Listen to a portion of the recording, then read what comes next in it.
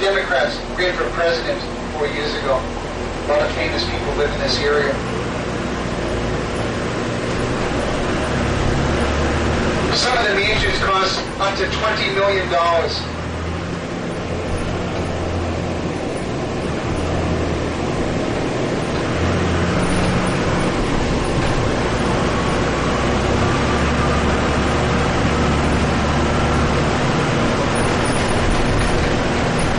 Here's the Paramount Deli. On the second floor is where Mary Sullivan became the 14th victim of the Boston Strangler, right there. They have all kinds of restaurants here.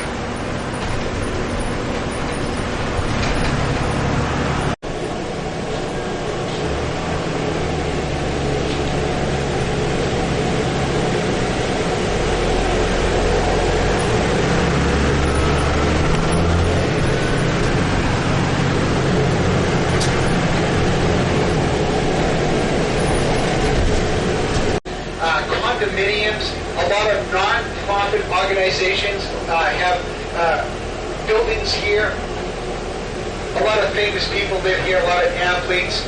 Even college students, universities bought some of these old mansions and own them. The French consulate's up here.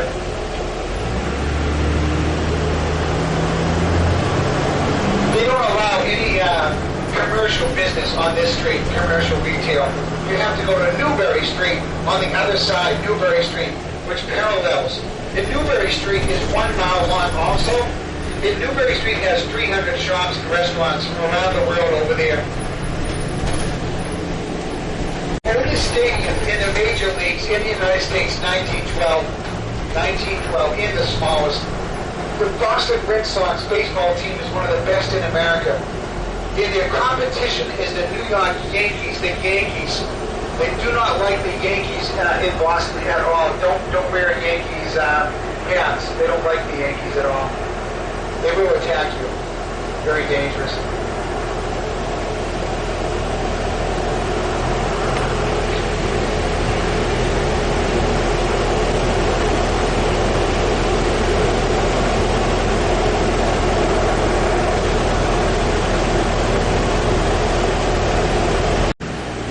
Church of Christ Scientists. If you look across the street, that is the Back Bay, the biggest Victorian neighborhood in America, right there. Frozen in time to 1880. Completely preserved. And there's a Cheesecake Factory restaurant here too, a Cheesecake Factory restaurant.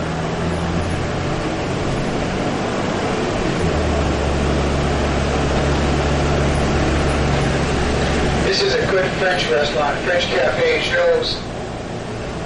And it's inexpensive too. Got a good review on the Globe last spring. 10 most important church designs in America by H.H. Richardson. 1877, made out of brownstone, sandstone, and pudding stone. Trinity Church. Just underwent a big renovation. The stained glass came from the Tiffany Studios, and they have famous murals by Lafarge, copies of Moses, St. Peter, St. Thomas, Trinity Church. And the most famous postcard picture of them all is right here, the old and the new street. You can see the ultra-modern facade of the Hancock Tower reflecting all the old buildings of Boston. This is the tallest building in the city at 60 stories and the biggest overall. It opened up in 1974. It took 5 years to construct. Very controversial because it was so modern, but most of the people like it now because of the reflections. Each pane of glass weighs 500 pounds. But in 1974, when it's brand new, the panes of glass are popping out and flying. Now to turn left here. What I do on the right, this is the Back Bay. It is the biggest Victorian neighborhood once again in America. It's all landfill. Goes on for miles. They use this street here all the time for Hollywood movies as a set. And even if you own a mansion here, you have to get permission to paint your front to it. You can't use neon paint. They'll put you in prison. Very strict.